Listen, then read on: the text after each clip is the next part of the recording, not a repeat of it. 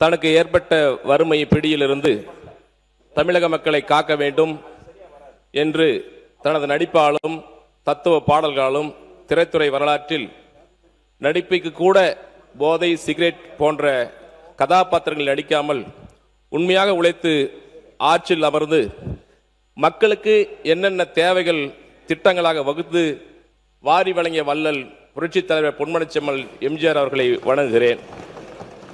புகழோடு தோண்டி புகழோடு வாழ்ந்து மறைந்து என்றும் இந்த மண்ணில் நீங்கா புகழுக்கு சொந்தக்காதர், நிமிர்ந்த நன்னடையும் நேர்கொண்ட பார்வையும் நிலத்தில் யாருக்கும் அஞ்சாத வீர பெண்மணி, மகத்தில் பிறந்து ஜகத்தை ஆண்ட மாதரசி, வணங்கும் கைகள் விலகு முன்னே தமிழக மக்களுக்கு வரம் தந்த எங்கள் அம்மாவை வணங்குகிறேன்.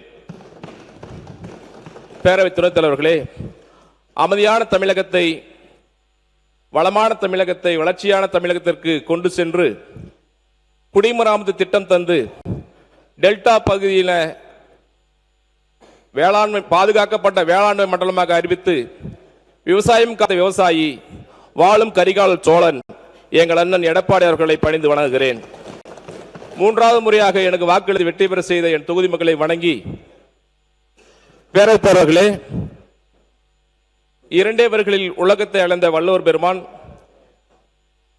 என்ன எல்லா செய்திகளும் சொன்னாலும் அடிநாதமாக கல்வியை தான் சொல்லியிருக்கிறார். சத்திரங்களை விட திருக்கோவிலை விட ஒரு ஏழைக்கு எழுத்தறிவித்தலே புண்ணியம் என்றார் பாரதி.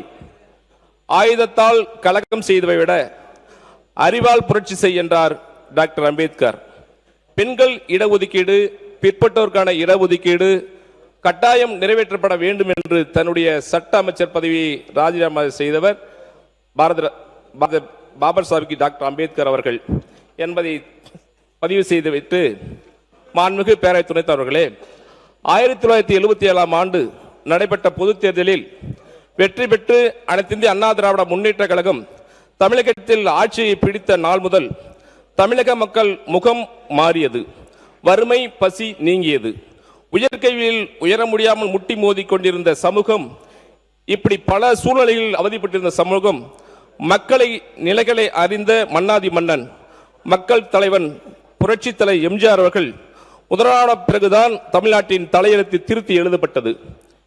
பல்கலைக்கழகங்கள், மருத்துவக் கல்லூரிகள், தஞ்சை தமிழ் பல்கழகம், இலவச விவசாய மின்சாரம், ஓலை குடிசைகளுக்கு ஒரு விளக்கு மின்சாரம், இலவச ஆம்புலன்ஸ் சேவை, பொங்கலுக்கு வேட்டிச்சேலை திட்டம், சென்னைக்கு குடிநீர், கிருஷ்ணா குடிநீர் திட்டம், பொது விநியோக திட்டம், அரிசியே கண்ணில் பார்க்காத வறுமை கோட்டு கீழ் இருந்த விளிம்புநிலை மக்கள், அந்த மக்களுக்கு ஒரே நேரத்தில் 20,000 ரேஷன் கடைகளை திறந்து மாணவர்களின் பசியினை போக்க சத்துணவு திட்டம் தந்து 10,000 அமைப்பாளர்கள் பணிமனம் ஒரே நேரத்தில் செய்து ஒரே சமுதாயத்தின் பிடியில் இருந்த கர்ணம் முன்சிப் என்ற நிலையை மாற்றி கிராம நிர்வாக அலுவலர்கள் பணியிடத்தை உருவாக்கிய தலைவர். கிராமப்புறங்களில் பேருந்து வசதி ஒரே கட்டமாக 4,000 வழித்தடம்.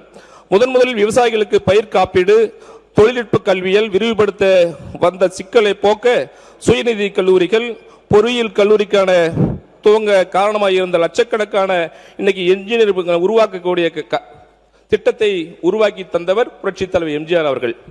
விதவை, முதியவர், மாற்றுத்திறனாளிகள் ஓய்வூதியம், இப்படி அனைத்து மக்களுக்கும் ஆரம்ப சுகாதார நிலையம், குழந்தை வளர்ப்பு திட்டம், பிற்பட்டோருக்கான இடஒதுக்கீடு 50%, இந்த திட்டத்தை எல்லாம் கொடுத்து இந்த தமிழ்நாட்டை வளர்ச்சி பாதையில கொண்டு சென்றது அனைத்து இந்திய அண்ணா திராவிட முன்னேற்ற கழகம் என்பதை பதிவு செய்ய விரும்புகிறேன். பேரவைத் தலைவர்களே, பேரவை துணைத் தலைவர்களே, மாண்புமிகு அம்மா அவர்கள் எங்களுடைய மாவட்டத்திலே கருவிலே பெண் குழந்தைகள் உருவானால் அது கொல்லக்கூடிய செய்தியை அறிந்த அம்மா அவர்கள் தொட்டில் குழந்தை திட்டத்தை ஏற்படுத்தினார்கள்.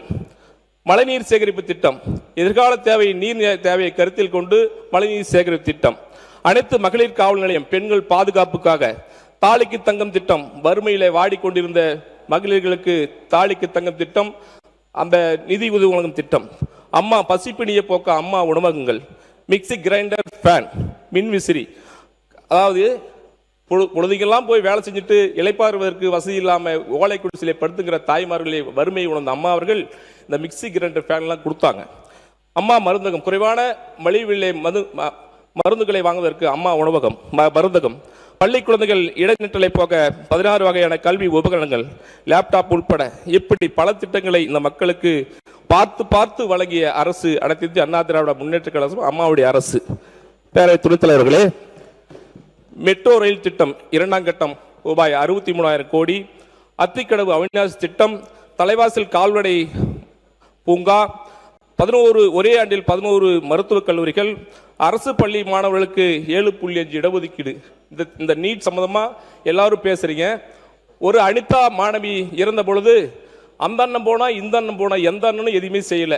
நீட் தேர்வை அந்த விச காட்சியிலிருந்து காப்பாற்றுவதற்காக அண்ணன் எடப்பாடி அவர்கள் தான் 7.5 இடஒதுக்கீடு தந்து எல்லா மாணவர்களையும் வறுமை கோட்டில் இருக்கிற அரசு பள்ளி மாணவர்களை காப்பாற்றிய தலைவன் எங்கள் அண்ணன் எடப்பாடியார் என்பதை பதிவு செய்ய விரும்புகிறேன்.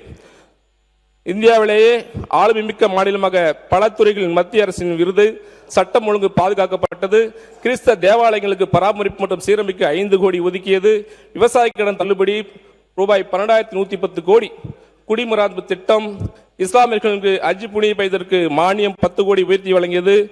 இப்படியெல்லாம் நவீன தமிழ்நாட்டை உருவாக்கி கட்டமைப்பு அழகு பார்த்தவர்கள் எங்கள் தலைவர்கள் எம்ஜிஆர் அவர்களும் அம்மா அவர்களும் அண்ணன் எடப்பாடி அவர்கள் என்பதை இங்கே பதிவு செய்ய விரும்புகிறேன். பேரத்தவர்களே, இது தீர்ந்து போன கட்சி இல்ல. திட்டங்களால் வளர்ச்சி பெற்ற நவீன தமிழகத்தை உருவாக்கிய சிற்பிகள் புரட்சித் தலைவர் எம்ஜிஆர், புரட்சித் தலைவர் அம்மா, அண்ணன் எடப்பாடியார்கள். ஆகவே என்னுடைய தொகுதிகளுடைய கோரிக்கைகள் ஒரு சிலவற்றை பதிவு செய்துவிட்டு,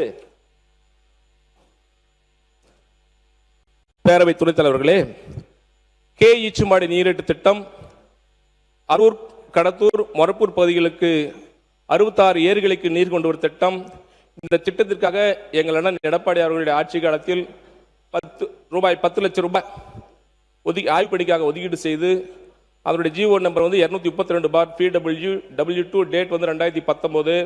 இந்த திட்ட ஆய்வுகள்லாம் முடிக்கப்பட்டு 401 கோடி ரூபாய் திட்ட மதிப்பீடு செய்யப்பட்டு திட்டம் தலைமை பொறியாளர் நிர்வாகம் அவர்களுக்காக அனுப்பப்பட்ட சூழ்நிலையில் ஆட்சி மாற்றம் ஏற்பட்டது. கடந்த 5 ஆண்டு காலமாக இந்த திட்டத்தை வலியுறுத்தி பல முறை சட்டமன்றத்தில் வலியுறுத்தி பேசியிருக்கின்றேன். இந்த திட்டத்தை செயல்படுத்தினால் ஏறக்குறைய 66 ஏரிகள் பாப்பரப்பட்டி சட்டமன்ற தொகுதி, அரூர் சட்டமன்ற தொகுதி முழுமையாக நீர் விவசாயத்துக்கு சேரும் என்பதை பதிவு செய்து, குமரன் அணைக்கட்டு திட்டம், இது 4,48,00,000 மதிப்பீட்டில் டெண்டர் விடப்பட்டு பணிகள் துவங்கப்பட்ட சூழ்நிலையில் இந்த திட்டத்தை கைவிட்டார்கள். இது கொள்கை விளப்பு குறிப்பீடு புத்தகத்தில் எதுவுமே இந்த திட்டம் இடம்பெறவில்லை. அதே போல தீர்த்தமலை அருள்மிகு தீர்த்தகிரீஸ்வரர் கோயில், அது ஒரு பிரசித்தி பெற்ற கோயில். ஒரு நாளைக்கு 2,000 பேர்கள் செல்கிறார்கள். அது சுற்றுலாத்தலமாக மாற்றணும். அந்த கோயிலுக்கு பாதை தார் சாலை அமைக்க வேண்டும். வாய்ப்பு இருந்தால் விஞ்சி அமைத்து தர வேண்டும் என்று கேட்டுக்கொள்கின்றேன். கோட்டப்பட்டி காவல் நிலையத்தை 2ஆக பிரித்து தீர்த்தமலையை தலைமையாக கொண்டு ஒரு காவல் நிலையத்தை உருவாக்க வேண்டும். இதற்கான அரசுக்கு கருத்தூர் அனுப்பப்பட்டுள்ளது. இதை விரைவாக செய்து தரும்படி அன்போடு கேட்டுக்கொள்கிறேன். அதே போல தருமபுரி மாவட்டத்தை 2ஆக பிரித்து அரூரை தலைமையாக கொண்டு ஒரு புதிய மாவட்டம் உருவாக்க வேண்டும் என்று கேட்டுக்கொள்கின்றேன். கீழ்மொரப்பூர் நீரேற்று திட்டம், இதில் செனாக்கால் திட்டம் என்பது ஏற்கனவே பிரிட்டிஷ்கார் காலத்திலிருந்து இந்த திட்டம் வலியுறுத்தப்பட்டு வருகிறது. அந்த மாண்புமிகு இதய புரட்சித் தலைவி அம்மா காலத்தில் 1994 திட்டத்தை ஆய்வு செய்யப்பட்டு 30 அடி பள்ளம் வெட்டி தண்ணி கொண்டு வர முடியாது என்பது அன்றைக்கி துறை அறிவித்து விட்டதற்காக தான் இதுக்கு மாற்று திட்டமாக கீழ்மொரப்பூர் தென்பண்ணை ஆற்றின் குறுக்கே அங்கே ஒரு பெரிய பள்ளம் இருக்குது. அங்கிருந்து நீரேற்று திட்டம் மூலியமாக நம்ம நீர் கொண்டு போறோம்னா 9 ஊராட்சிகள் பயன்பெறும் அந்த திட்டத்தை செயல்படுத்த வேண்டும் என்று கேட்டுக்கொள்கிறேன்.